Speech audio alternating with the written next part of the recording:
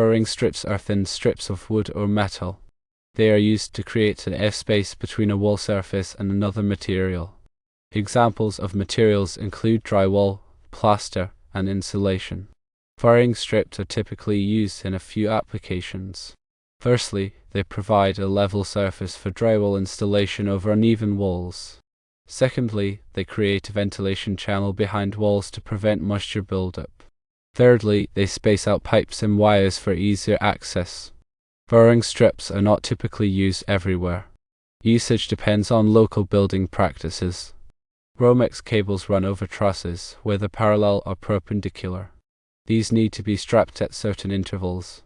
According to the National Electrical Code, cables installed on top of trusses must be secured within 3 feet of every panel point or support.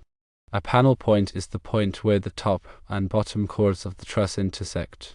Support refers to any intermediate support, such as a bridging member or brace. Strapping ensures that cables are not damaged by foot traffic or other movement. It also helps to maintain proper support and spacing. The maximum distance between straps for Romex cables installed on top of trusses is as follows. Firstly, 3 feet for perpendicular runs. Secondly, 4 feet 6 inches for parallel runs. Use NM cable straps or staples to secure the cables at the required intervals.